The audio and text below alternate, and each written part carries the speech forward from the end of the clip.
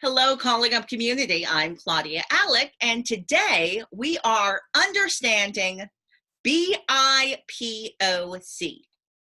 BIPOC is an acronym that stands for Black, Indigenous, and People of Color. It's usually pronounced BIPOC or BIPOC when you're using it in a sentence. Recently, this is the acronym that people have been using a lot, and of course, it is now receiving attack. So let's understand this term a little more deeply.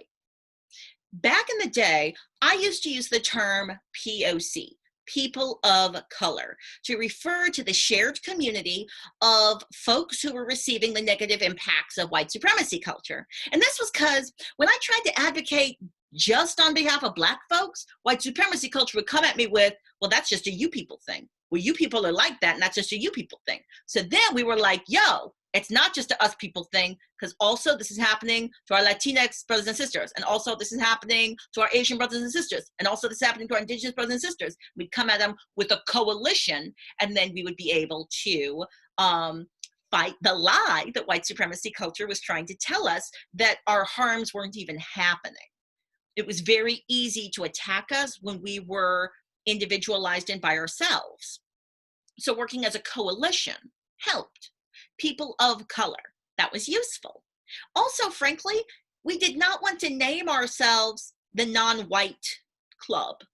However, people of color was missing some stuff.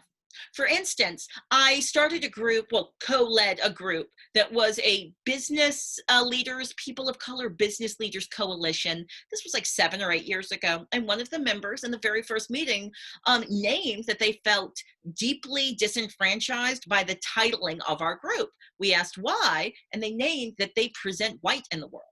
They're indigenous. White supremacy culture is attacking people not only because of their race, but because of their nationality, because of their ethnicity, because of their religion, or some complex mix of those identities. And then these things are named in sloppy, weird ways because that's what white supremacy culture does. It makes these definitions and frames in order to keep replicating itself. So there we were, the people of color group, feeling like we were disenfranchising one of our members. And so we added Indigenous to our title. Felt like the most logical thing to do at the time. However, the problem with people of color is that it also erases Blackness.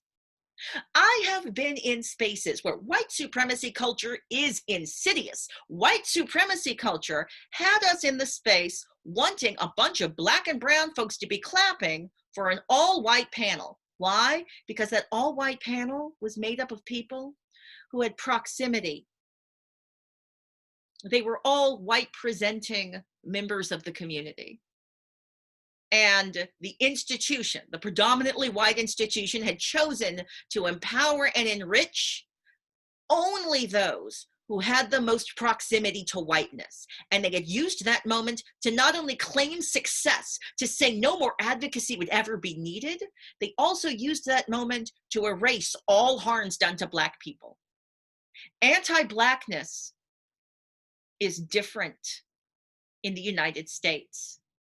Anti-Blackness is different than other types of racism.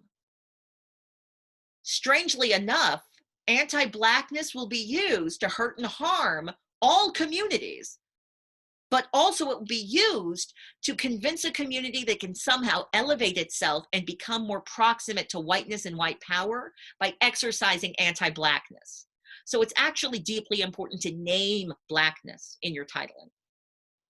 Now, for a while, we tried the acronym ALANA, A-L-A-N-A. That acronym stands for African American, Asian American, Latino, Latina American, and Native Americans. I don't know why ALANA never caught on, but it never caught on. Could not get that to catch on at all. I didn't like it. Maybe it was because it had the word American in it so hard. An acronym that I have found very useful is MENA, M-E-N-A. That stands for Middle Eastern, North African. Now, this acronym is useful because it helps us to gather as a community that have a shared geography, and shared oppressions, shared identity, and yet disparate race and diverse religions. These things are complicated. Currently, Black, Indigenous, people of color. These terms are what are allowing me to communicate and to collaborate with a large cohort of folks who are experiencing the same shared oppressions under white supremacy culture. It is useful to both of us to acknowledge this shared identity and to use and leverage it for our own shared power. However, white supremacy culture is always taking our terms and somehow making them mean something different and making them into things that can be used against us. And so, my community, I invite you to find different acronyms. Find a better acronym. Find more acronyms. I love it.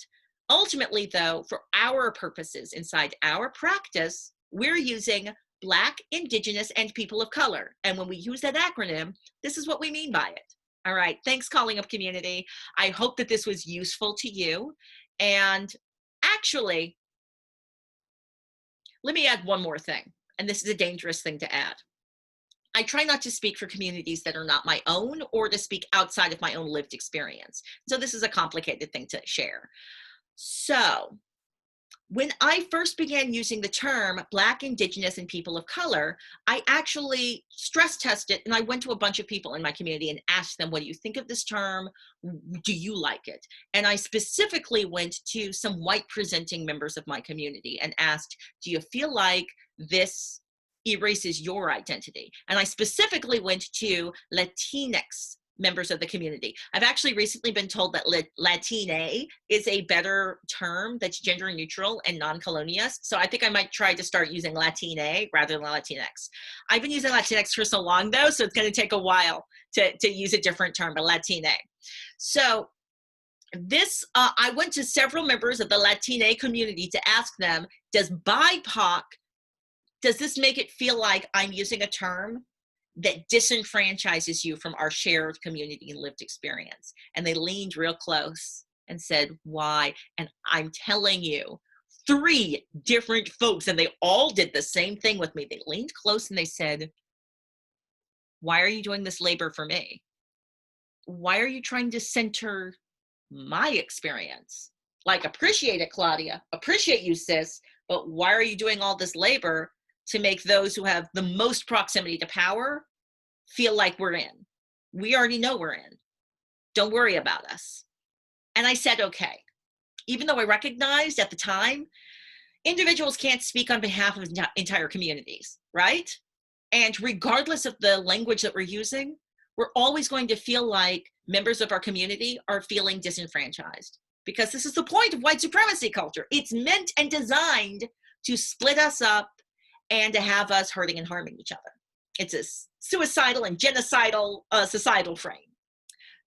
For now, I'm continuing to use BIPOC. I am encouraging my community to use BIPOC.